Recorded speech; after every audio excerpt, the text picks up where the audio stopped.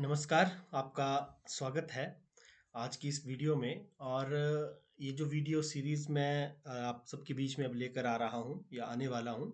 इस video series में मैं युद्धवीर टंडन आपके लिए बीएड की जो हमारी सिलेबस रहता है उससे जुड़ी हुई कुछ वीडियोज़ को आपके बीच में लेकर आऊँगा डिफरेंट डिफरेंट टॉपिक्स पर। तो अभी जो हम शुरू कर रहे हैं वो एक पेपर रहता है बीएड में, जिसको कि हम लैंग्वेज अक्रॉस द करिकुलम के नाम से जानते हैं। उसका यूनिट 1 लेसन 1 की अगर हम बात करें तो उसको अभी हम पढ़ने जा रहे हैं। और इसमें द पावर ऑफ लैंग्वेज या understanding the meaning of language, nature of language, scope of language and its role in life, इस पर हम बात करेंगे। और हम कोशिश करेंगे एक्सप्लोर करने का लैंग्वेज का क्या इम्पैक्ट रहता है on intellectual, emotional, social, literary and cultural development पे। तो again this is presented by me Yudhveer Tandon. और ये इम्पॉर्टेंट है सभी टीचिंग एग्ज़ाम रिलेटेड जो भी जॉब्स रहती हैं उनके लिए, और journal understanding of all in services teacher जितने हैं उनके लिए, एडुकेशनिस्ट हैं उनके लिए। तो इस तरह का कुछ मैं प्रयास करने की कोशिश करूंगा। आइए आगे बढ़ते हैं और देखते हैं क्या कुछ आज के इस प्रेजेंटेशन में हमारे बीच में है इस लेसन के अंतर्गत। तो सबसे पहले हम इसमें बात करेंगे मीनिंग ऑफ लैंग्वेज की, यानी लैंग्वेज का मीनिंग क्या है, क्या समझते हैं हम भाषा से। तो मीनिंग ऑफ लैंग्वेज में जो है वो सबसे पहला क्वेश्चन यही आ जाता है कि what is language, what is language. तो अगर हम इसको समझें तो a group of languages that descends from a common ancestor is known as a language family. मतलब हम आम तौर पे ये टर्मिनोलॉजी सुनते हैं कि भाषा परिवार है, हिंदी इस भाषा परिवार की भाषा है, या कोई पर्टिकुलर लैंग्वेज है वो उस लैंग्वेज फैमिली से बिलोंग करती है। तो बेसिकली जो लैंग्वेज फैमिली है वो क्या होती है, वो एक ग्रुप ऑफ लैंग्वेज होता है जो डिसेंड होता है एक कॉमन एंसेस्टर से। फिर नेक्स्ट इसमें है कि एक ह्यूमन सिस्टम ऑफ कम्युनिकेशन है ये, जिसमें आर्बिट्री सिग्नल्स का जो है वो यूज किया जाता है, जैसे वॉइस है, साउंड है, जेस्चर्स है या रिटर्न सिंबल्स हैं। मतलब ये एक ऐसा सिस्टम है, एक ऐसी व्यवस्था है, एक ऐसा तंत्र है संप्रेषण का, आपस में बात करने का, जिसमें हम अपनी इच्छा से ऐच्छिक जो चिन्ह होते हैं, जो संकेत होते हैं, उनका प्रयोग हम करते हैं अपनी बात को दूसरों तक पहुंचाने के लिए। और ये जो सिग्नल्स हैं ये कैसे हो सकते हैं, they can be in the form of voice sounds, और they can be in the form of gestures और रिटन सिंबल्स। इसके साथ साथ ये पूरा की पूरी जो ब्रांच है जो स्टडी करती है लैंग्वेज को, या लैंग्वेज के डिफरेंट एस्पेक्ट्स को, उसको हम क्या बोलते हैं, लिंग्विस्टिक्स भी का नाम जो है वो इसमें हम उसको देते हैं। अब इसमें अगर आगे हम चलें तो कुछ की फीचर्स इस मीनिंग में से निकल करके आएंगे, जिनमें पहला है कि लैंग्वेज जो है वो सिंबॉलिक है। मतलब जो लैंग्वेज है वो सिंबॉलिक कैसे है कि फॉर एग्जांपल देखिए यहाँ पर एक ट्रायंगल बनाया गया है इसको समझाने के लिए, कि कैट ये दिखाई दे रही है आपको ना, इसको कैट बोलते हैं इंग्लिश में, इंग्लिश लैंग्वेज में इसको कैट बोल करके जो है वो संबोधित किया जाता है। अब ये रेफरेंट है, लेकिन जो इसके लिए सिंबल यूज किया जाता है वो ये किया जाता है, देखिए CAT कैट, और इसकी जो रेफरेंस है वो कुछ और ही बनती है। ठीक है। तो कहने का अभिप्राय ये है कि सिंबॉलिक है लैंग्वेज, इसमें सिर्फ सिंबल्स दिए जाते हैं। ऐसा नहीं है कि कैट बोलना है तो पूरी की पूरी बिल्ली को बना करके दिखाया जाएगा, या डॉग बोलना है तो डॉग की पूरी ड्राइंग की जाएगी, नहीं। डॉग के लिए भी इसी तरीके से सिंबल्स हैं, DOG, जो कि अपने आप में उनका कोई वैसे सेंस नहीं है, लेकिन क्योंकि वो अटैच कर दिया गया है इस पर्टिकुलर रेफरेंट के साथ, तो इसीलिए जो है वो उसको स्टैंड आउट करता है उसके मीनिंग को। तो हम ये कह सकते हैं कि लैंग्वेज जो है वो सिंबॉलिक होती है। और लैंग्वेज इसके साथ साथ रूल गवर्नड भी है। ऐसा नहीं है कि हम अपनी इच्छा से कुछ भी लिख देंगे और कुछ भी आप बोल देंगे तो वो लैंग्वेज की जो नज़र है या लैंग्वेज की जो कसौटी है उस पर सही उतरेगा। यदि वाक्य निर्माण की कोई पर्टिकुलर एक फॉर्मेट है, कोई सीक्वेंस है, तो उसको फॉलो किया जाना पड़ेगा, तभी वो जो है वो लैंग्वेज कहलाएगा। अदरवाइज वो निरर्थक हो जाएगा, उसका कोई भी अपने आप में मीनिंग नहीं रहेगा। और एक और बहुत इंपॉर्टेंट फीचर क्या है इसका, इसका ये है कि ये क्रिएटिव है। लैंग्वेज क्या है? क्रिएटिव है।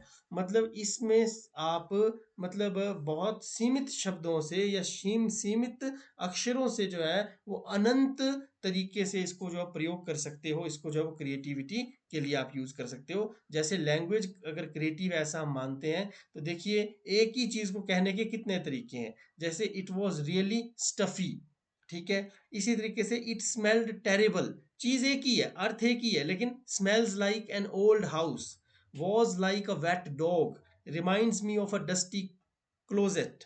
तो इस तरीके से ये हम कह सकते हैं कि लैंग्वेज में क्रिएटिविटी है और लैंग्वेज को जो है वो क्रिएटिवली यूज किया जा सकता है।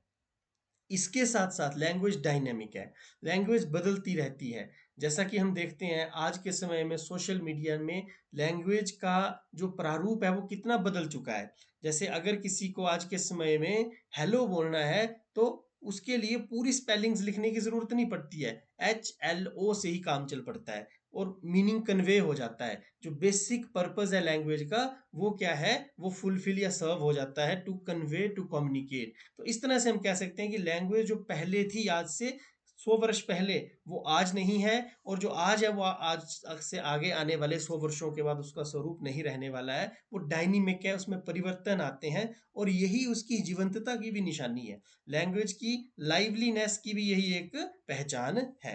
इसके बाद हम कह सकते हैं कि लैंग्वेज कैसी है, कंटेक्चुअल है, यानी कंटेक्स्ट स्पेसिफिक है। कोई भी लैंग्वेज है, यदि किसी शब्द का किसी पर्टिकुलर कंटेक्स्ट में कोई अच्छा मीनिंग निकल सकता है, पॉजिटिव मीनिंग निकल सकता है, तो ऐसा भी हो सकता है कि वही शब्द किसी दूसरे कंटेक्स्ट में नेगेटिव साउंड करे या उसका उतना अच्छा इम्पैक्ट ना पड़े।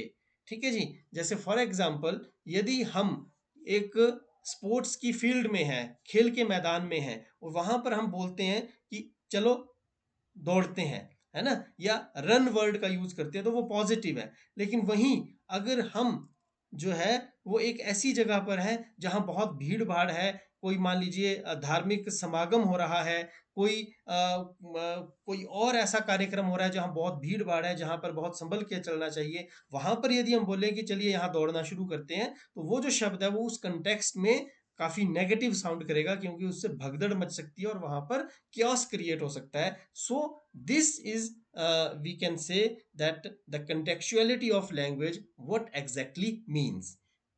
इसमें अब आगे बढ़ते हुए थोड़ी सी डेफिनेशंस पर नजर डालते हैं। तो एक जनरल सी डेफिनेशन क्या हो सकती है लैंग्वेज की, जो अभी हमने पढ़ा उसको on the basis of that, कि language is a complex system of communication that enables humans to convey meaning, express thoughts and ideas and interact with one another।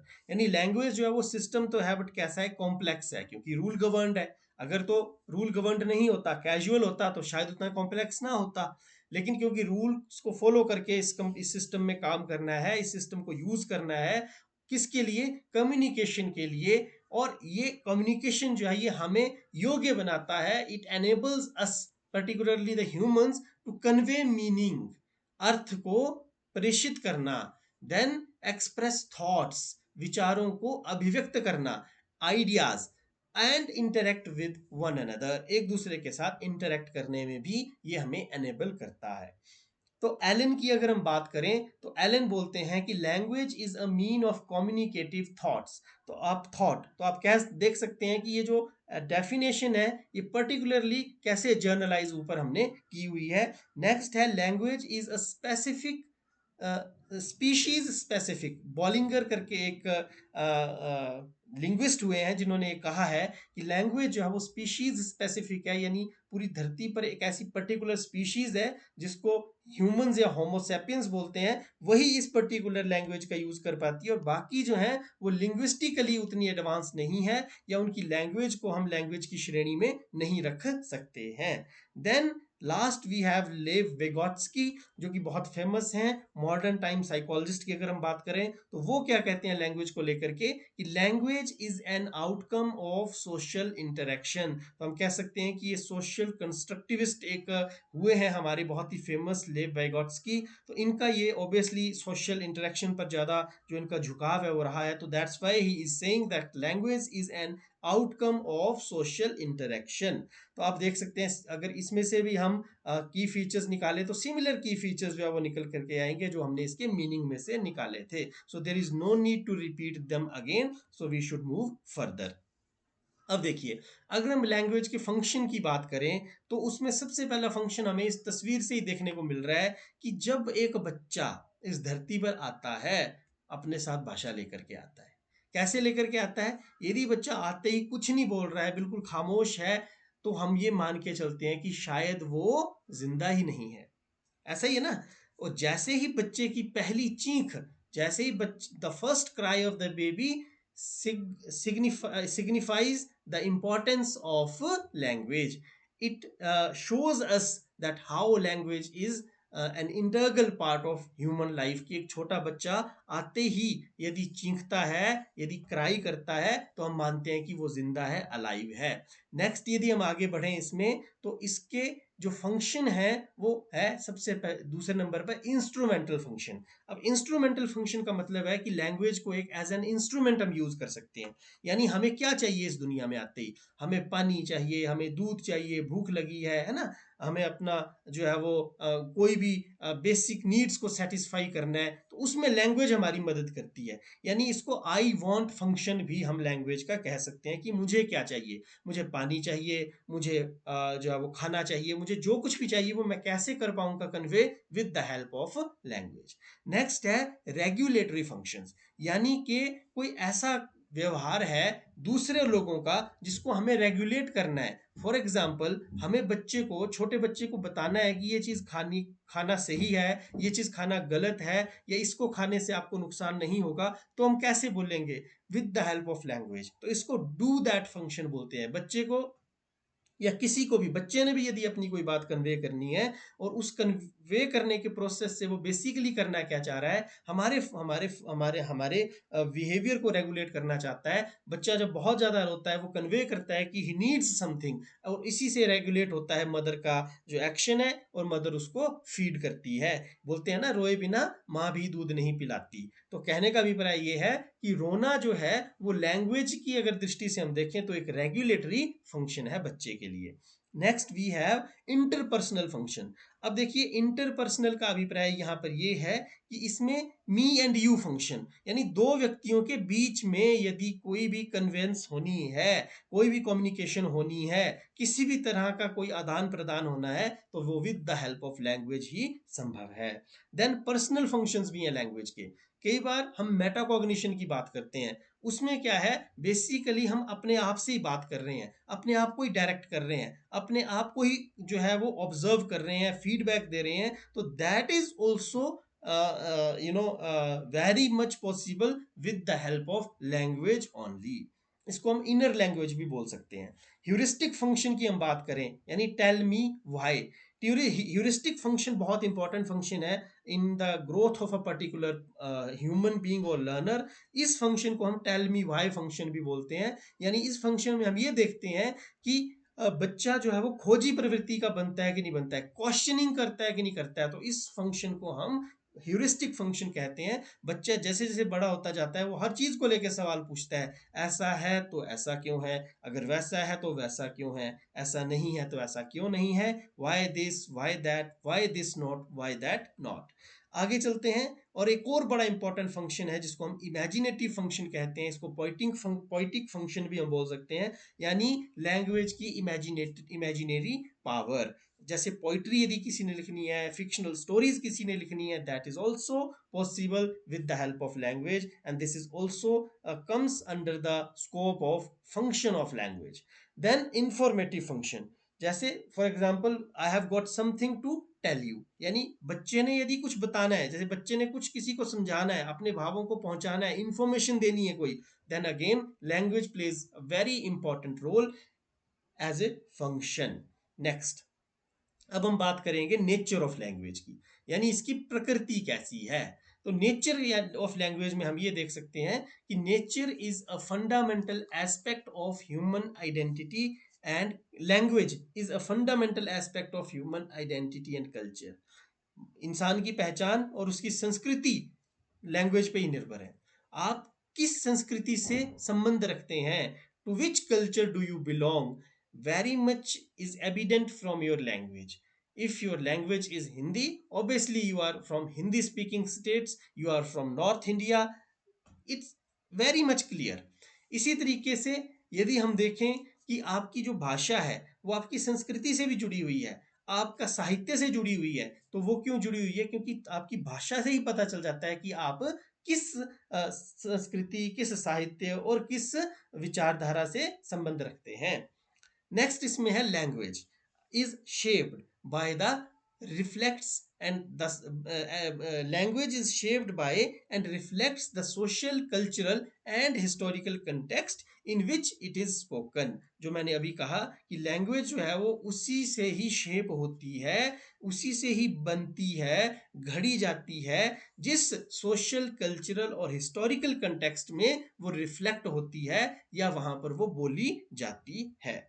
अब लैंग्वेज जो है वो एक टूल है कम्युनिकेशन के लिए, सेल्फ एक्सप्रेशन के लिए और सोशल इंटरेक्शन के लिए. तो यहाँ पर अगर हम बात करें जीन पियाजे की, तो वो जो है वो कहीं ना कहीं इंडिविजुअल जो हम कह सकते हैं कि कंस्ट्रक्टिविज्म की ओर फोकस करते थे, तो वो कहीं ना कहीं सेल्फ एक्सप्रेशन पर ज़्यादा ध्यान देते हैं. और जो हमारे सोशल कंस्ट्रक्टिविस्ट हुए हैं जैसे लेव वैगॉट्स्की, वो सोशल इंटरेक्शन पर ज़्यादा फोकस करते हैं. तो दोनों ही जो ये स्कूल ऑफ थॉट हैं, ये कहीं ना कहीं लैंग्वेज को as a tool of communication मानते हैं.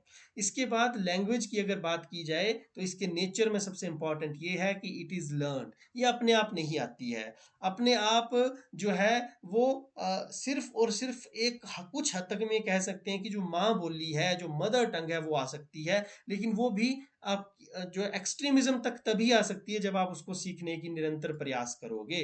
अन्यथा लैंग्वेज जो है वो नहीं आती है. जैसे for example, English is a second language in India.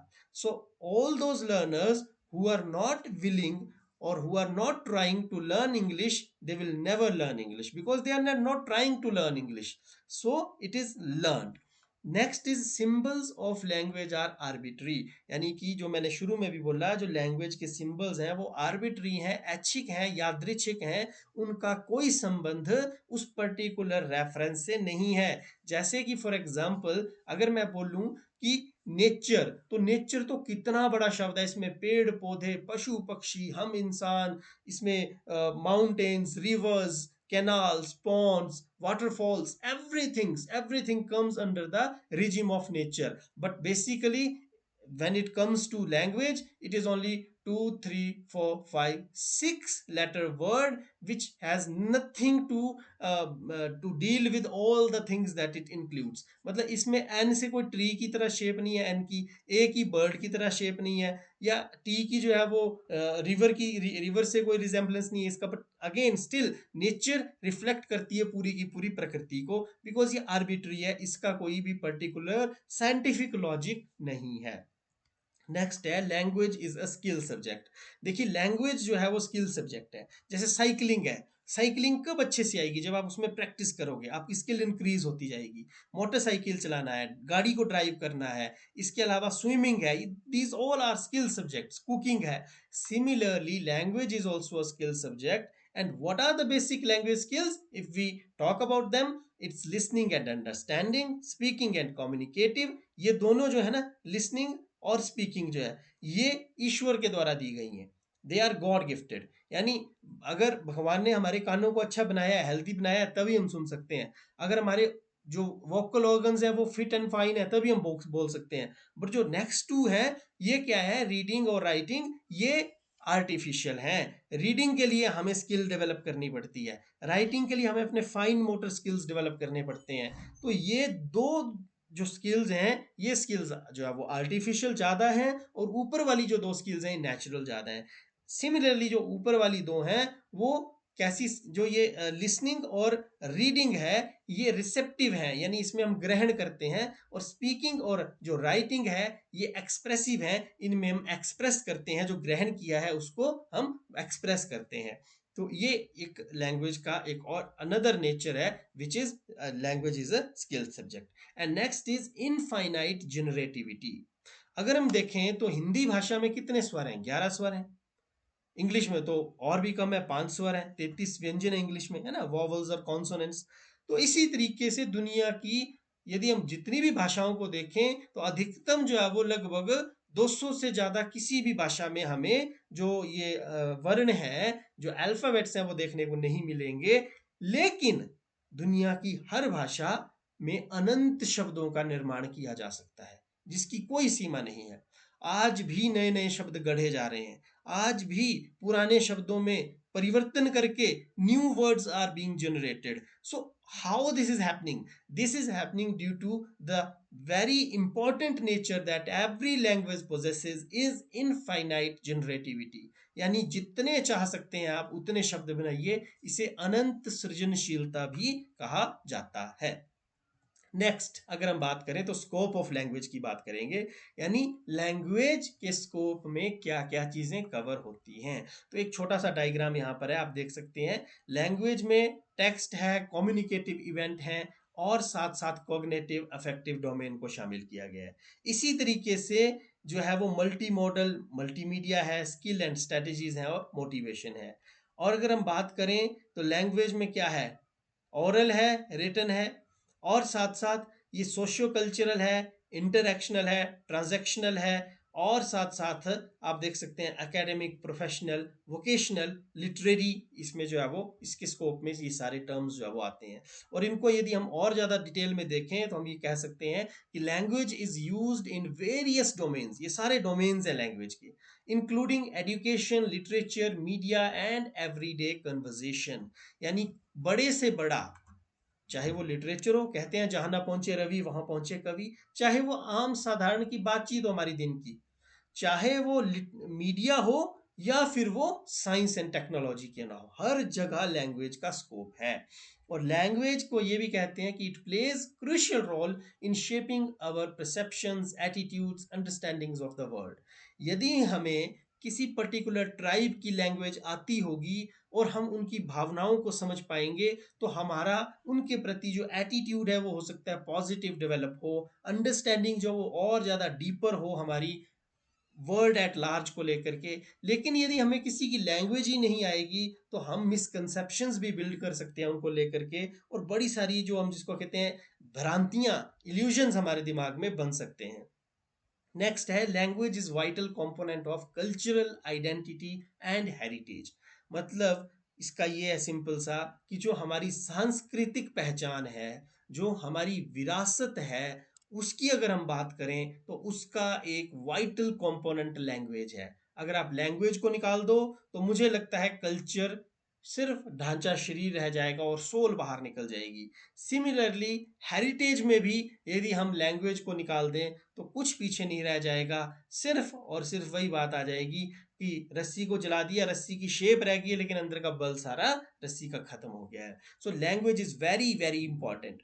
इसमें नेक्स्ट अगर हम स्कोप की बात करें तो अगेन कम्युनिकेशन है, उसके बाद एजुकेशन है, इंटेलेक्चुअल डेवलपमेंट है, फोनोलॉजी, सिंटेक्स और सिमेंटिक्स को भी इसमें हम शामिल कर सकते हैं। और इसको लेकर के हम डिटेल में नेक्स्ट स्लाइड्स में बात भी करेंगे। Phonology science of sounds, syntax में क्या आता है, स्ट्रक्चर, एक सेंटेंस का स्ट्रक्चर कैसा होगा, और सिमेंटिक्स की अगर हम बात करें तो ये मीनिंग से रिलेट करता है कि कोई भी जो सेंटेंस है भले ही उसका स्ट्रक्चर ठीक है लेकिन मीनिंग अगर उसका सही नहीं है, देन इट मीन्स कि वो सेंटेंस कहीं ना कहीं लैंग्वेज की जो हम बात करते हैं ना, it is governed by rules, वो उन रूल्स के अंतर्गत फिट नहीं बैठता है। और इसी संदर्भ में बेन जॉनसन जो बहुत ही फेमस एक हम कह सकते हैं कि लिटरेरियन हुए हैं, उन्होंने कहा है language is the instrument of society, कि लैंग्वेज जो है वो सोसाइटी का एक इंस्ट्रूमेंट माना जाता है। तो ये बेन जॉनसन का कहना था।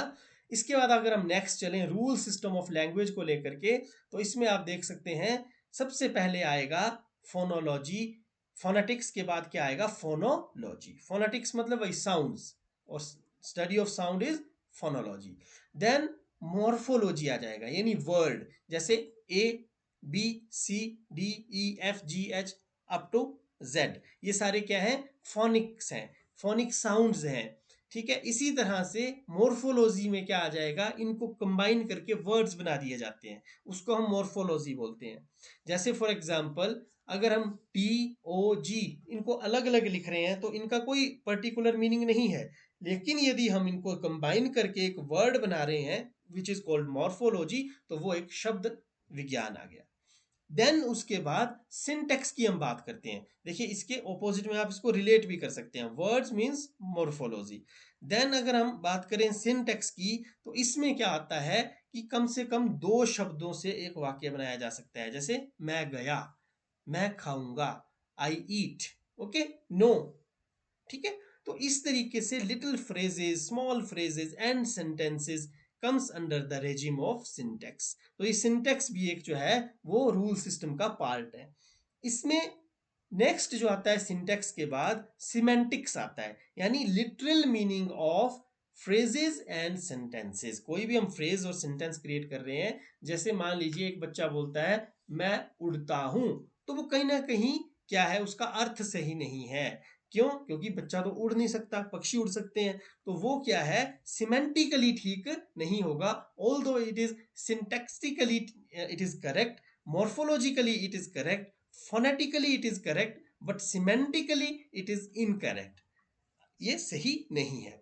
इस तरह से जो नेक्स्ट लास्ट जिसको हम कहते हैं which is very very important is pragmatics.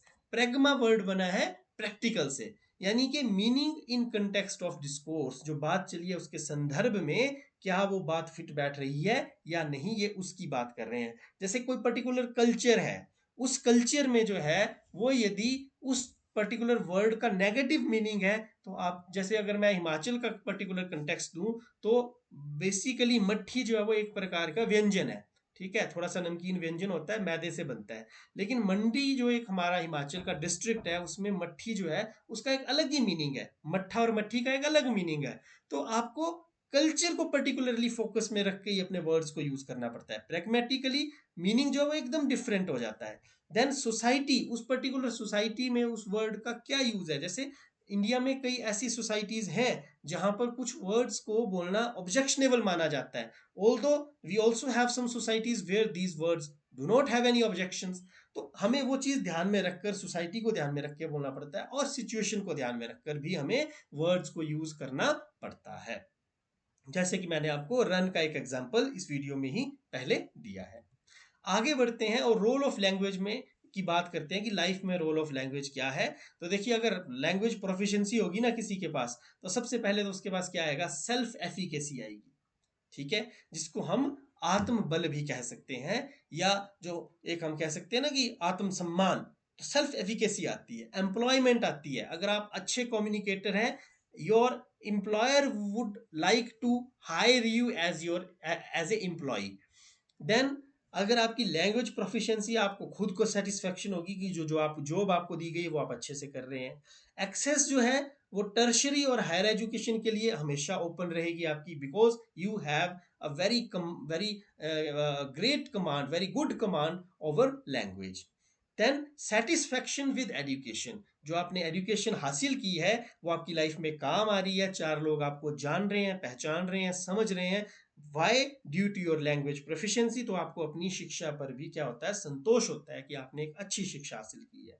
उसके उलट यदि कोई ऐसा व्यक्ति है जिसने बहुत डिग्रीज हासिल कर ली हैं, but he can't even communicate a single sentence और a single idea in front of peoples, so at that time he may not feel satisfied with whatever education he have gained from his school or university.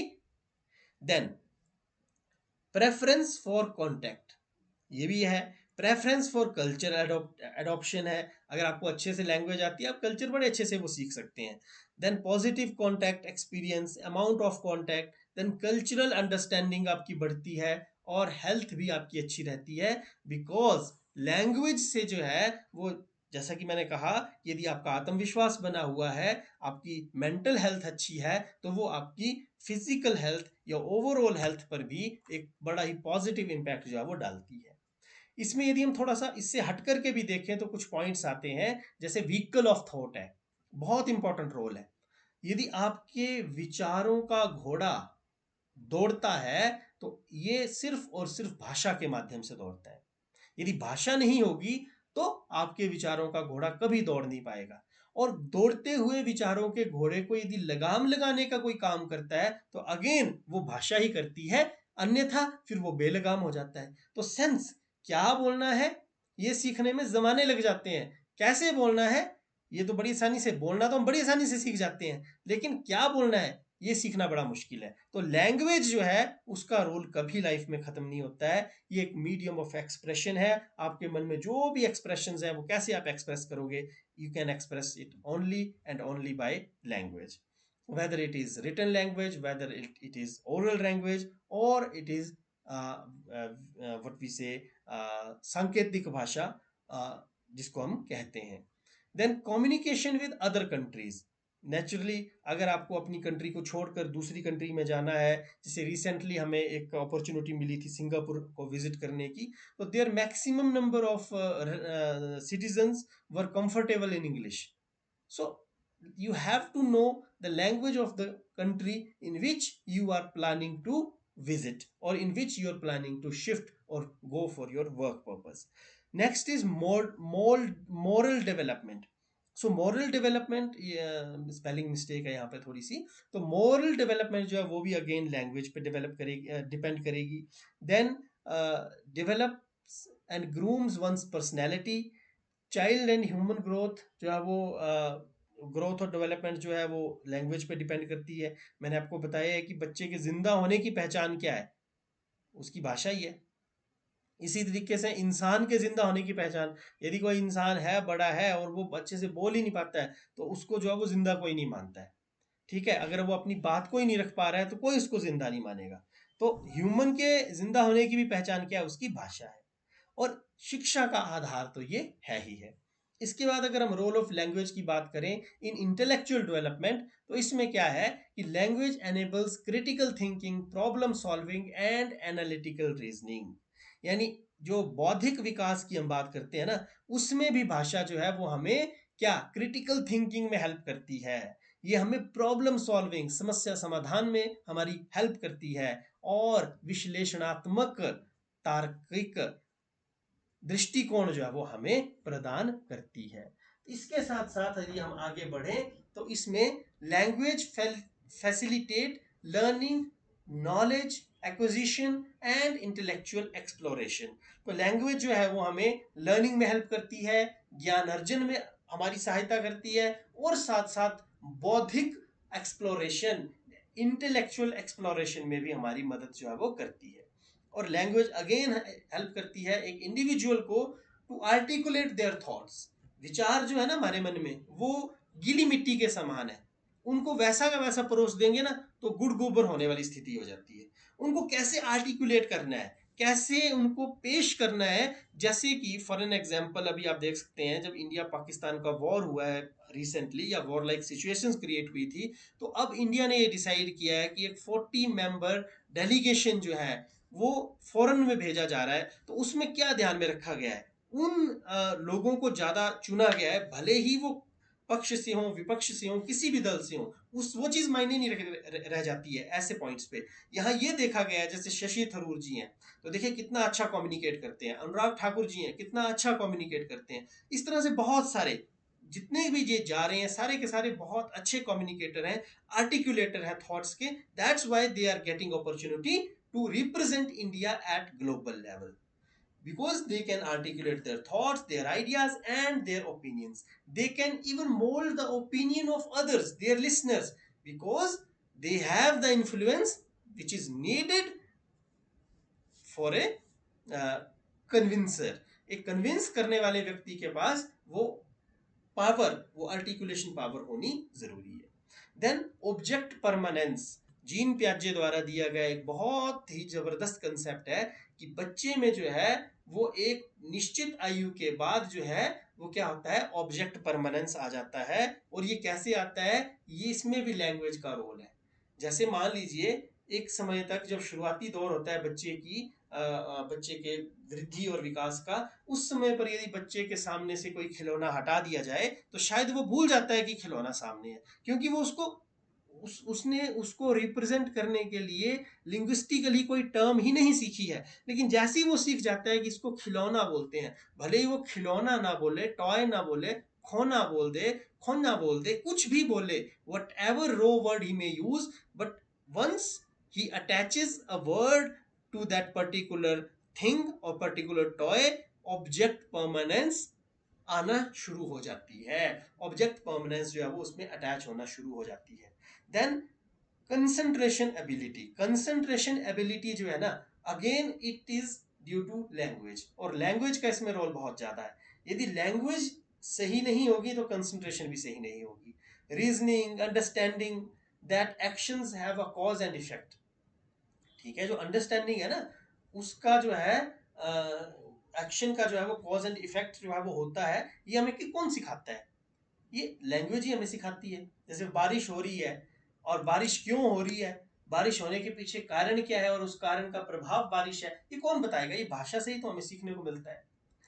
इसके साथ साथ एक एक चीज जो मैंने इस पूरे पूरे के पूरे प्रेजेंटेशन के दौरान सीखी, उसको मैं आपके सामने लेके आ रहा हूँ। ये आपको शायद कहीं किसी और बुक में ना देखने को मिले, अगर मिलती है तो it will be just coincidence, क्योंकि बाकी चीजें मैंने कहीं ना कहीं से पढ़कर बुक से निकाली है। बट एक चीज जो मैंने देखी कि एक vicious circle of delayed language development है ना, वो किस तरीके से इंसान को इस भेड़ चाल में फंसाए रखता है, और वो गोल गोल घुमचक्कर की तरह घूमता हुआ रह जाता है, और उसका जो अदर डेवलपमेंटल एरियाज है वो हैम्पर होते हैं उससे। तो उसको लेकर के एक छोटा सा मैंने एक vicious circle of delayed language development बनाया है। तो जब हम इकोनॉमिक्स पढ़ते थे कॉलेज टाइम में, तो वहाँ हमने एक कंसेप्ट देखा था, विशियस सर्कल ऑफ पॉवर्टी। तो कुछ कुछ उसी से जुड़ा हुआ एक मैंने कंसेप्ट बनाने की कोशिश की है। तो आप इसको इससे एग्री भी कर सकते हैं और डिसएग्री भी कर सकते हैं, तो कमेंट बॉक्स में जरूर बताइएगा आपको ये कैसा लगा।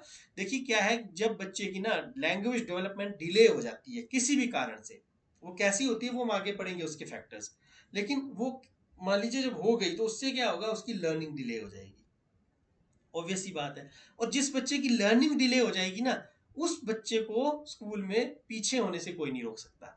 He will get behind in the school. और जो बच्चा स्कूल में पीछे रह जाएगा ना, उसकी इमोशनल, सोशल, हर तरह की डेवलपमेंट जो है वो डिले हो जाएगी, और ये अल्टीमेटली इफेक्ट करेगी उसकी इंटेलेक्चुअल डेवलपमेंट को, और उसकी इंटेलेक्चुअल डेवलपमेंट डिले हो जाएगी। और फिर जिस बच्चे की इंटेलेक्चुअल डेवलपमेंट डिले है, वो लैंग्वेज में तो डिले होगा ही होगा, लैंग्वेज डेवलपमेंट में। तो ये पूरा का पूरा सर्कल ऐसा ही घूमता रहता है। तो आप देख सकते हैं कि इस सर्कल की जो स्टार्टिंग पॉइंट है वो क्या है, डिलेड लैंग्वेज डेवलपमेंट है। यानी एक बच्चे का जो लैंग्वेज डेवलपमेंट डिले हो जाती है ना, उस वजह से देखिए कितना फिर वो बच्चा इसी तरह से घूमता हुआ रह जाता है। तो ये एक मुझे लगा कि इसमें एक आपके साथ शेयर करने वाली चीज़ है। इसके साथ मैंने ये स्टेजेस ऑफ कॉग्निटिव डेवलपमेंट दी हैं। आप सभी जानते हैं, सेंसरी मोटर स्टेज है 0 से 2, प्री ऑपरेशनल स्टेज है 2 से 7, कंक्रीट ऑपरेशनल है 7 से 11, और फॉर्मल ऑपरेशन जो है वो 12 एंड ऑनवर्ड्स है। और इसमें आप देख सकते हैं सेंसरी मतलब इसमें बच्चा सेंसेस से ही सारे काम करता है। प्री ऑपरेशनल यहाँ पर स्टेज है, तो इसमें क्या है, बच्चा सिंबॉलिकली जो है वो वर्ड को यूज करना, शब्दों को यूज करना, इमेजेस को रिप्रेजेंट करने के लिए, ऑब्जेक्ट्स को रिप्रेजेंट करने के लिए, और उन ऑब्जेक्ट्स के लिए जो प्रेजेंट नहीं है, जो मैंने अभी पीछे बात की परमानेंस की, वो यहाँ पर जो है वो यहाँ पर हमें देखने को मिलती है। और फिर धीरे धीरे वो कंक्रीट ऑपरेशनल में बदलती है, जिसमें बच्चा लॉजिकली थिंक करना शुरू कर देता है, बेटर अंडरस्टैंडिंग हो जाती है टाइम, नंबर, स्पेस जैसे कंसेप्ट्स की। And finally adolescence and adult जो अब डेवलप कर लेते हैं स्किल्स की। कौन सी skill? Sophisticated language skills, engage in complex discussions and understand abstract और हाइपोथेटिकल कंसेप्ट्स। तो इसको हाइपो डिडक्टिव रीजनिंग भी कहा जाता, भी इस स्टेज में जो है वो इनएक्टिव हो जाती है बच्चे की। तो ये आप इसमें देख सकते हैं। अब हम बात करेंगे role of language in emotional development, ठीक है। तो रोल ऑफ लैंग्वेज क्या है इमोशनल डेवलपमेंट में? तो देखिए, अगर पहले हम इमोशंस को ही देखें ना, तो दो तरह के होते हैं, पॉजिटिव एंड नेगेटिव। पॉजिटिव में देखिए hope, pride, empathy, happiness, faith, joy, love. Negative में fear, hate, regret, anger, shame, sadness, guilt. ये जो इमोशंस है ना, language helps individual express and manage them. यदि किसी ने इसको एक्सप्रेस करना है, नेगेटिव इमोशंस को भी एक्सप्रेस करना उतना ही जरूरी है जितना पॉजिटिव को एक्सप्रेस करना है। अदरवाइज वो दबते दबते दबते दबते ना फिर एक किसमें तब्दील हो जाते हैं, बीमारी में तब्दील हो जाते हैं। That becomes specific sickness, mental sickness, यदि वो एक्सप्रेस नहीं होंगे तो लैंग्वेज जो है वो एक प्लेटफॉर्म देती है इनको इनको एक्सप्रेस करने का। लैंग्वेज एनेबल करती है एम्पैथी को, सेल्फ अवेयरनेस को, और अंडरस्टैंडिंग ऑफ अदर्स पर्सपेक्टिव को, जिसको एम्पैथी ही कहा जाता है बेसिकली। तो ये लैंग्वेज ही हेल्प करती है इस चीज में। Again language plays a very crucial role in building and maintaining relationships.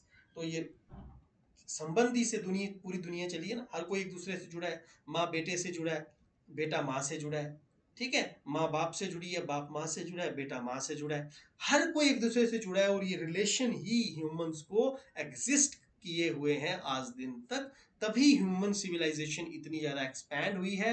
अगर ये रिलेशनशिप नहीं होता, हर कोई अपने अपने रास्ते होता, तो मुझे नहीं लगता कि आज इतनी एडवांसमेंट जो हुई है इस पूरे के पूरे यूनिवर्स में ये हो पाती, क्योंकि हर कोई जुड़ा हुआ है। यदि कोई कुछ सीख रहा है, कोई जोड़ रहा है, तो किसके लिए जोड़ रहा है? अपनी आने वाली पीढ़ी के लिए जोड़ रहा है। यदि आने वाली पीढ़ी से लगाव ही ना हो, आज हम सस्टेनेबिलिटी की बात करते हैं, आज हम एनवायरमेंट कंजर्वेशन की बात करते हैं, क्यों करते हैं? Because we are concern, we are somehow worried for our upcoming generations. तो ये क्या चीज है? ये लैंग्वेज ही है जो हमें ह्यूमन बीइंग को एक सोशल बीइंग बनाती है। अब जब सोशल बीइंग बनाने की बात की, तो सोशल डेवलपमेंट में भी इसका रोल है। तो देखिए, इसमें हम वाइगोत्स्कियन जो अप्रोच है, वाइगोत्स्की की जो अप्रोच है लैंग्वेज लर्निंग में, उसको हम यहाँ पर समझना बहुत जरूरी हो जाता है, क्योंकि रोल ऑफ लैंग्वेज जो है ना, वो सोशल डेवलपमेंट में बहुत ज्यादा है। जैसे स्कैफोल्डिंग, स्कैफोल्डिंग एक ऐसी टर्म है जिसका यूज लेव वाइगोत्स्की ने किया है, और इसमें उन्होंने कहा है कि इसमें जब एक मोर नॉलेजेबल अदर, एक ऐसा व्यक्ति जिसको किसी दूसरे व्यक्ति की तुलना में अधिक ज्ञान है, अधिक जो है वो समझ है, वो जब लेस नॉलेजेबल अदर को क्या करता है, उसकी हेल्प करता है, उसकी मदद करता है सीखने में, उसे स्कैफोल्डिंग का नाम दिया गया है। तो ये सोशल डेवलपमेंट है। भाषा भी तो सोशल डेवलपमेंट से ही आती है, भाषा भी तो स्कैफोल्डिंग से आती है। तो कहीं ना कहीं लैंग्वेज का रोल हुआ सोशल डेवलपमेंट में। इवन लैंग्वेज सीखना ही सोशल डेवलपमेंट है, हम ये भी कह सकते हैं। वाइगोत्स्की ने एक और जो बड़ा इंपॉर्टेंट टर्म दी है, that is private speech. Jean पियाजे ने इसको इनर स्पीच कहा था, और इसने इसके इंपॉर्टेंस को नेग्लेक्ट कर दिया था। लेकिन वाइगोत्स्की की जो अप्रोच है, उसमें उसने साफ कहा कि private speech helps in social development, it helps in the development of the language. इसके बाद वाइगोत्स्की ने सोशल कंस्ट्रक्टिविज्म की बात की, जैसा कि हम सभी जानते ही हैं। इसके साथ साथ socio cultural approach to language learning, इसने ये कहा कि लैंग्वेज सीखने की सबसे बेस्ट अप्रोच ही क्या है? सामाजिक और सांस्कृतिक अप्रोच है। बच्चा जिस समाज में रहता है, वहां के कल्चर के साथ इंटरेक्ट करके ही वो भाषा को बेहतर सीख सकता है। इसी तरह से कॉग्निटिव डेवलपमेंट थ्योरी वाइगोत्स्की ने दी है, और वो थ्योरी भी कहीं ना कहीं किससे जुड़ी हुई है? सोशल इंटरेक्शन से ही जुड़ी हुई है। Next is noticing as an integral process. Vygotsky ने लैंग्वेज को डेवलपमेंट का एक इंटरगल प्रोसेस माना है, और कॉम्प्रिहेंसिवली जो है वो इसको कॉम्प्रिहेंसिबल इनपुट जो है वो इसको माना है। इसके साथ लैंग्वेज को अगर हम सोशल डेवलपमेंट के कंटेक्स्ट में देखें, तो it is very essential for social integration, communication and cooperation. Language helps individual navigate social norms, values and expectations, sorry. Then language facilitates social bonding, community building and cultural transmission। यानी यहाँ केवल और केवल सांस्कृतिक विकास की ही बात नहीं की जा रही है, संस्कृति को या सांस्कृतिक जो विचारों हैं उनको एक दूसरे तक पहुंचाने की भी बात जो है वो की जा रही है। Next is socio cultural theory, ZPD by Vygotsky and adult child interaction by Jerome Bruner। तो वाइगोत्स्की का तो नाम हमने सुना ही है, लेकिन ब्रूनर ने भी जो है वो एक मॉडलिंग का जो एक थ्योरी दी है, उसमें यही बात बताई है कि लैंग्वेज जो है वो मॉडल से ही आती है। बच्चा अपने से बड़े को देख बोलते हुए सुनता है, उसकी हाव भाव देखता है, और सिमिलरली रिएक्ट करना और बोलना शुरू करता है या सीखता है। Zone of proximal development ZPD, इसकी बात जो है वो वाइगोत्स्की ने की है, और ये भी कहीं ना कहीं रोल ऑफ लैंग्वेज की बात करता है इन सोशल डेवलपमेंट। इसके बाद अगर हम लिटरेरी और कल्चरल डेवलपमेंट में बात करें, तो देखिए कल्चर से ही हमें मैनर्स आते हैं, जोक्स आते हैं, सेलिब्रेशंस हैं, फोक आर्ट है, फूड है, चाइल्ड रेयरिंग मेथड्स हैं, रिलीजन है, मेडिकल केयर है, लैंग्वेज है, वर्किंग शेड्यूल है, क्लोथ्स एंड ड्रेसिंग है, मैनर्स हैं। तो ये सारी चीजें जो है वो कल्चर से आती हैं। तो कल्चर एक इंपॉर्टेंट इंडेक्स है नेशनल डेवलपमेंट का।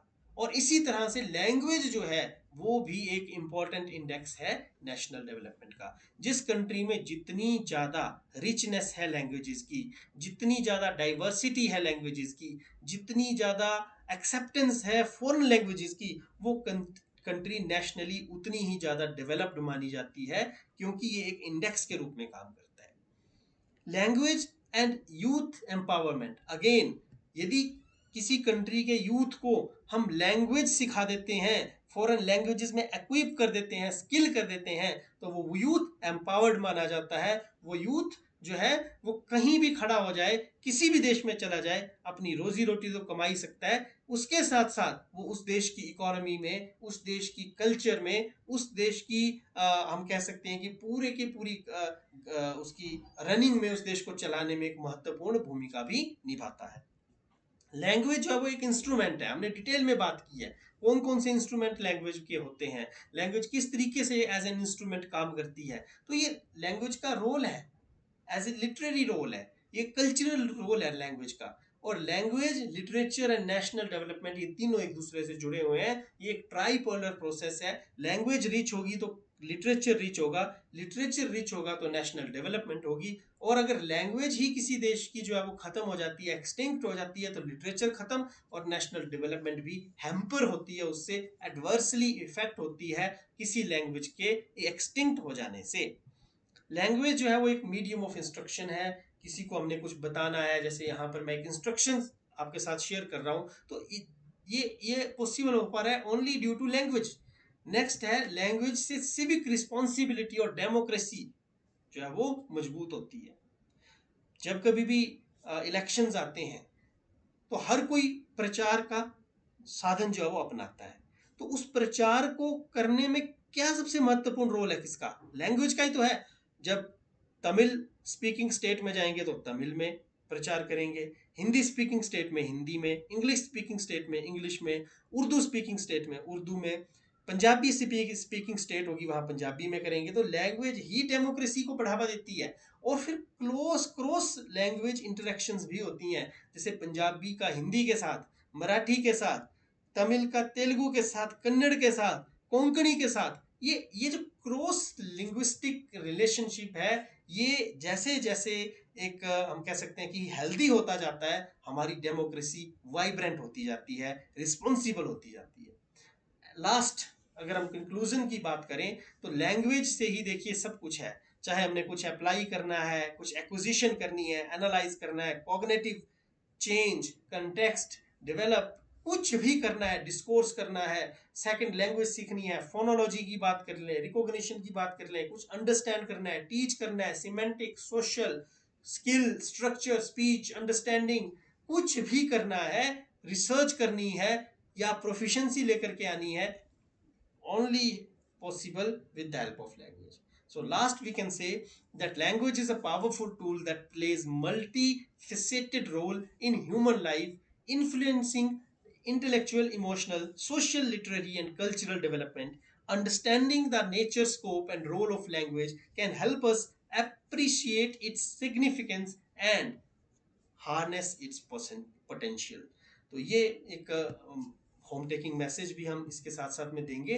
और हमारी ये वीडियो आज यहाँ पर एंड होगी। This was my first attempt to make this sort of videos. I hope I have tried to do justice with this video. मैं कहना चाहूँगा, अब आप ही इसको जज करेंगे कितना मैं कामयाब हो पाया हूँ या नहीं। तो हमारा होम टेकिंग मैसेज इस पिक्चर से भी बिल्कुल क्लियर है, that it doesn't matter how many resources you have, if you don't know how to use them, it will never be enough. अब देख सकते हैं आप, ये पिक्चर सेल्फ एक्सप्लेनेटरी है। बहुत सारे रिसोर्सेज हैं इसके पास, बट ये जानता ही नहीं है कि इसने कैसे इनको यूज करना है, कैसे हार्नेस करना है। तो it is waste of time, energy. I think कभी इनफ नहीं होंगे इसके लिए रिसोर्सेज। तो similarly there are so many resources to learn, and I'm adding just another resource for you. If you like this resource, you can share this video, and the response that I'll get in this video will be the main motivation for me for making such similar videos in future as well. So thank you so much all. Thank you, have a nice day. Thank you.